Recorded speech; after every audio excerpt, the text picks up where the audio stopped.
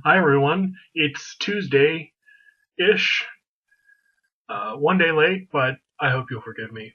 And I'm back with another book review this week. This book review is about a mostly forgotten guy, whose name you might recognize, especially if you do some work with algebra, maybe? I don't know. A little bit higher order stuff than maybe quadratic equations. But I think he's got a formula named after him, if not more than one. It's called Cardano's Cosmos, as in Girolamo Cardano. The worlds and works of a Renaissance astrologer.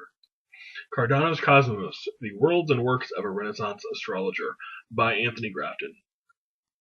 Anthony Grafton is a historian of medieval and Renaissance thought, sort of like an intellectual historian, and if I'm not mistaken, still teaches at Princeton and has for quite a while.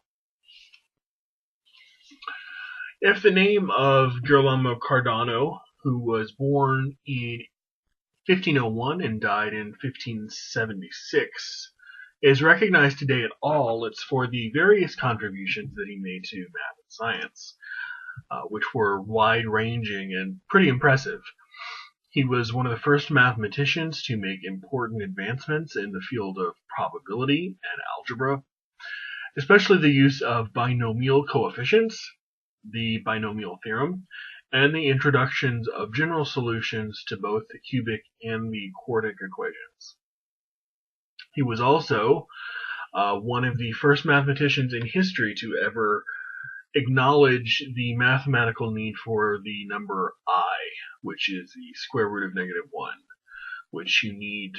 If you know a little bit about math or algebra, you know that not all polynomials have real roots, and that for those who have imaginary roots, it's essential to have I to build those roots. I'm not going to get too into the weeds about math or much about math at all beyond this, other than to say he was a very polymathic, well-read, interesting guy who made a lot of discoveries in a lot of different areas. This book particularly, though true to the title, is almost exclusively about his work in astrology, combined with a bunch of sort of peripheral discussions about trends in 16th century print and print culture, the practice of collecting books and curios, and the rebirth of antiquity that astrology necessitated. Maybe one of the biggest tasks that this book sets for itself is trying to introduce astrology to a 21st century reader who is almost certainly only accustomed to astrology as nothing more than vague prognostications about a personality written up in a newspaper or told to you by a palm reader. We have a pretty dismissive attitude about astrology these days that we hold towards not just astrology, but activities that we consider to be superstitious or full of mumbo jumbo. And this attitude can sometimes cloud our judgments about the work as it was actually practiced in historical context. So what I wanted to do while reading the book was actually make sure and not just, well, this guy's a kook, he practices astrology, he wrote horoscopes for people. I wanted to set that attitude aside. Obviously, the mind of a Princeton intellectual historian who studies this stuff and has been studying it for decades thought this guy was worth writing about. So I figured that there was probably something to learn here. But even though I remained open-minded about it, I didn't want to make it seem like my mind was so open my brains were going to fall out. So just to be clear, in no way am I, or is Anthony Grafton for that matter, expressing support or validation for astrology. It's obvious that any person with a scientific education would today think that the location of stars and planets has nothing to do with the character or destiny of a human being born on a particular day. All I'm arguing, and all Anthony Grafton is arguing, is that the vast majority of Cardano's contemporaries did in fact believe this and treated it as a fundamentally correct way of looking at other people and looking at the universe, and then proceeded to build upon that assumption in ways that were clearly rational and rigorous, and they might even argue scientific. To confuse matters even further, just as it was 5 centuries ago, the natural sciences and philosophy were still fused into a single discipline, so were astrology and astronomy.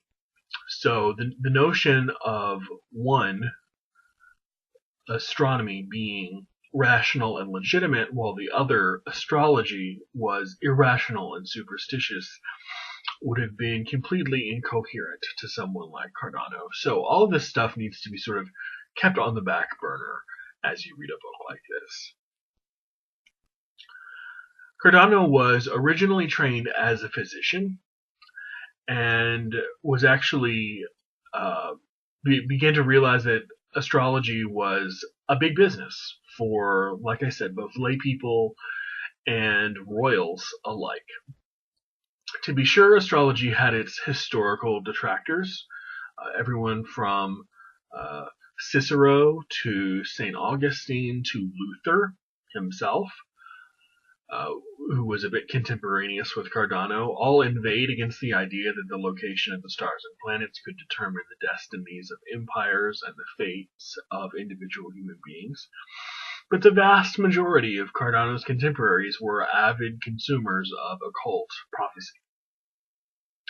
Cardano's horoscopes, or genitures, as they are more accurately called, that he composed for not only illustrious leaders, but also historical figures. He even wrote one for Jesus. Imagine having the self-esteem that you need to possess to write the horoscope of someone who's been dead for 15 centuries. His composition of all these genitures, of these horoscopes, put him in contact with some of the most famous people of his day, including John Dee, the renowned advisor to Queen Elizabeth I, and the young King Edward. By 1534, at the age of 33, he had become a professor of medicine, but his interests were only growing more and more broad. He published a commentary on Ptolemy's Tetrabiblos, which is a text about the writing of horoscopes or genitures, hoping that it would reform certain strains of practice in astrology. And within a few years, he had made a name for himself composing genitures, as well as textbooks of aphorisms and rules for astrological interpretation. By 1543, when he was 42, the edition of one of his books, of his collected genitures, had reached a total of 67. In various chapters throughout the rest of the book, Grafton looks at the market for such books of treatises of genitures or of horoscopes, especially in Germany and Italy, as well as the practice of cultivating private commissions and getting out there in the world and actually meeting people who want these things written for them is also central to the book and what Cardano would have needed to learn how to do to engage in this profession. For those interested in the history of alchemy and other kinds of hermeticism, I've touched on this topic broadly in a couple of places in the last couple of reviews I've done, especially the Memory Palace of Matteo Ricci. There is a chapter that retells Cardano's reevaluation of Ptolemy, which was in turn inspired by his medical knowledge of both Galen and Hippocrates. Even if, with all the benefit of modern science and rationality, we look back on Cardano as a little bit benighted for his interest in things like astrology. He, excuse me, I'm reading off of the script and I jumped a little bit ahead. Even if we look back and we think of him as a little bit naive or silly, sort of like the people that we look at today when people let us know that they believe in these things. Historians no less eminent than Jacob Burckhardt, the famous Swiss historian of the Renaissance, said that Cardano's autobiography, which he wrote very close to the end of his life, was an example of self-reflection and self-criticism that couldn't have taken place before the arrival of the Italian Renaissance. Grafton's writing shows that while he was earnestly convinced of the power of astrology, Cardano was also fighting to defend and improve upon his art throughout his life. And it's for this that while he may never be ranked with the Erasmuses and the Pico della Mirandolas of the world, he was a humanist whose work and introspection replays close and careful study.